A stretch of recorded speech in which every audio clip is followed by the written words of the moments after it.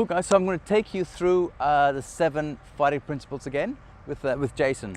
So from the list we had, the first one was distance. So remember, if I punch Jason, distance. So don't think that you have to come close for it to look real. You can actually punch at a distance and make it safe. Okay, so if I turn you here for the camera, if I'm working for this camera and I punch you, then that works. So I had quite a bit of distance there. Okay.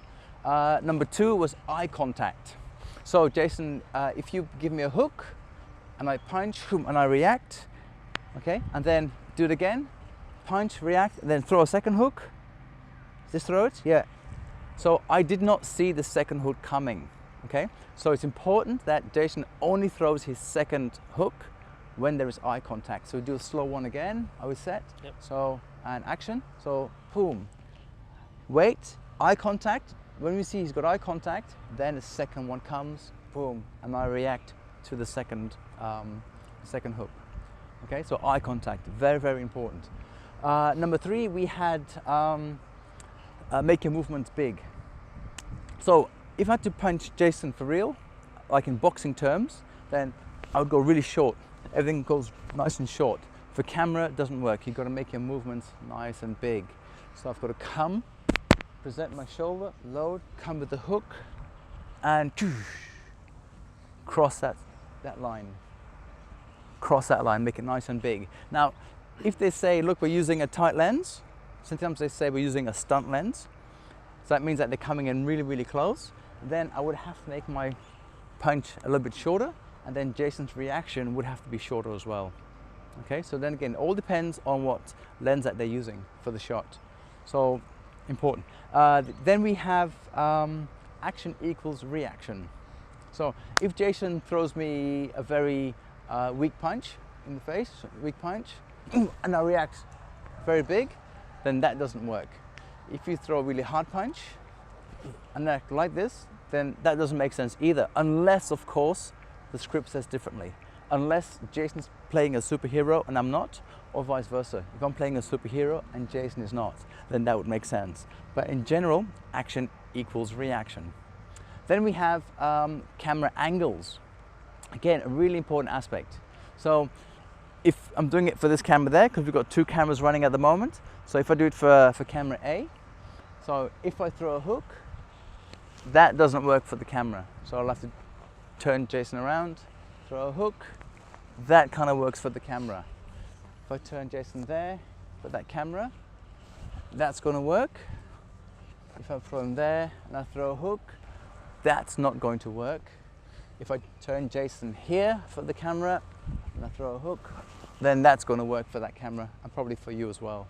Okay, so again, camera angle is very important. If they're playing with multiple cameras and you are confused, then what you have to do is to draw that imaginary line that goes from the lens of the camera to your target, and then you have to cross that line. So if you draw that imaginary line from the lens to the target, if I use that camera A, so the line has to go from there to Jason's nose, then if I punch, I've got to cross that line to make it work. Okay, so that's an easy way of learning how, if the punches actually work or not, especially if you're using multiple cameras, or if the performers are moving and cameras are moving as well, because then it gets really confusing sometimes to know if punches are working. So at the back of your head, draw that imaginary line. Once you've crossed that line, then you know you've done a good job. Then we have open yourself up.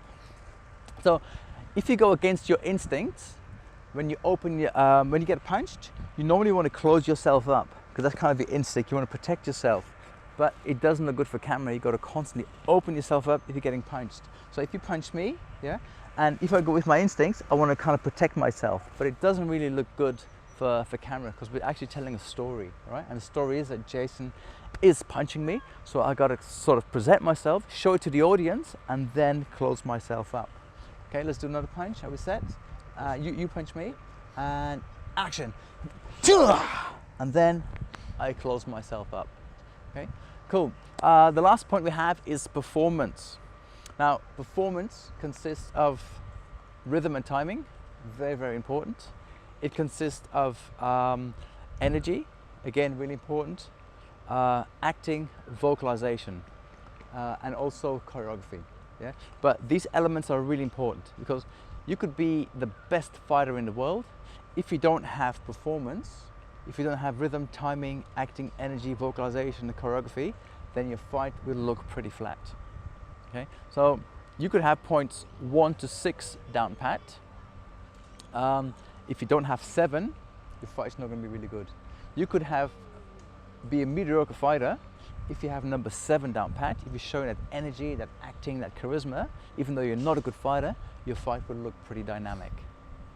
Okay, so thank you very much for listening, and I'll see you on the next tutorial. Thank you.